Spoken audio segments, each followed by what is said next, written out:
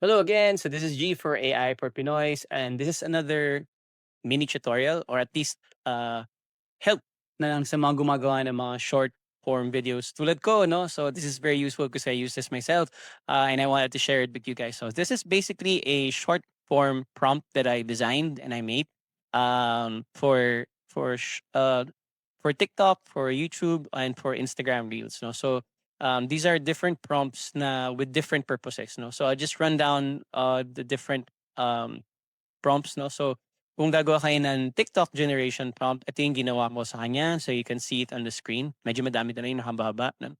Meron na tayong, like, kung gagawa kayo ng mga fact, industry fact videos, here's another prompt for it.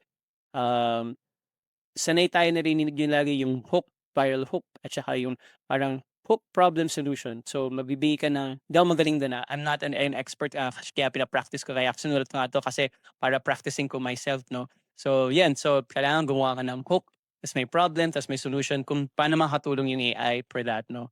Another one is yan for B-roll ideas kasi kung gusto mo maglagay ng insert ng videos. Ako hindi ko masyadong ginagamit kasi I prefer more, authentic stuff. And saka yung mga screenshots ko lang ng mga videos na mga ginagawa ko. Ano ba ba? Yan, for if you wanna do like meron kang blog and you wanna make it into a video script, especially for repurposing content into videos, especially kung writer ka, hilig magsulat. Ito yun. So this is the one. Ako kasi mahilig magsulat. So nakalaking tulong talaga nito sa akin, no? So yan. So trending audio, especially narinig niyo sa TikTok. So yan, I don't wanna go through it because it's really meant to be like a short, ano lang. But if you want to access this thing, you can actually just, uh, hindi ko alam kung pwede ko ilagay. I think pwede ko ilagay nga sa the description naman yung link. No? So pwede niyo i-download na lang.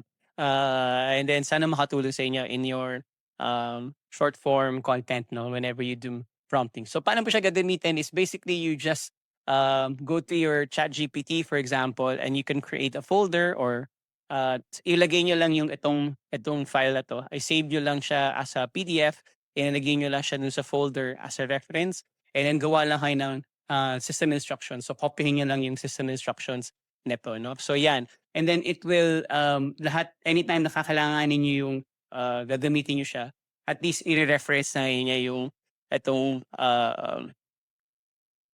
promptings na 'to. Wala ako dun, So yan, so yan. So ikaw na bahala. So how are you gonna use it? And if you wanna use it like chatting it na lang, sasabihin niyo na sa kanya, puwede rin naman. So okay, yun lang po. Have a good day.